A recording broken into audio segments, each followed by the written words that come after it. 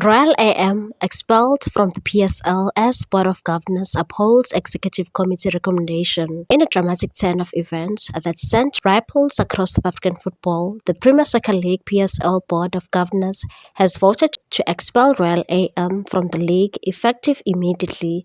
The decision, announced following an emergency meeting held Thursday morning at the Sandton Convention Centre in Johannesburg, confirms the Executive Committee's ESCO recommendation to terminate the KwaZulu-Natal club's membership.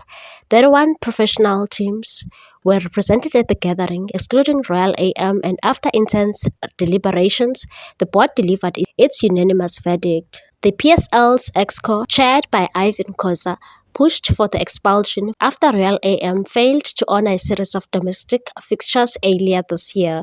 The no-shows triggered an administrative crisis and forced the league to suspend the club indefinitely, an unprecedented move in recent history. Compounding the situation were reports initially broken by SABC Sport that Royal AM is under curatorship by the South African Revenue Services due to a staggering 40 million rand tax debt linked to club president Sean Mamkhize and her family trust. Having played only 11 matches in the Betway Premiership this season, Royal AM's incomplete campaign has now been wiped from the record. The PSL has confirmed that all results involving the team, both for and against, will be nullified.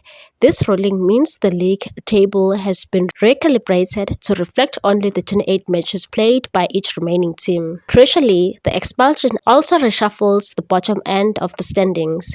The side now placed 15th will contest the relegation or promotion playoffs as the league concludes its revised schedule.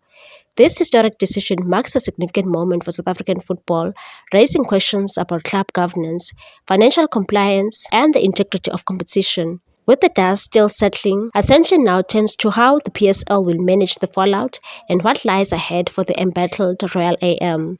Please like, comment, share, and subscribe for more sports news.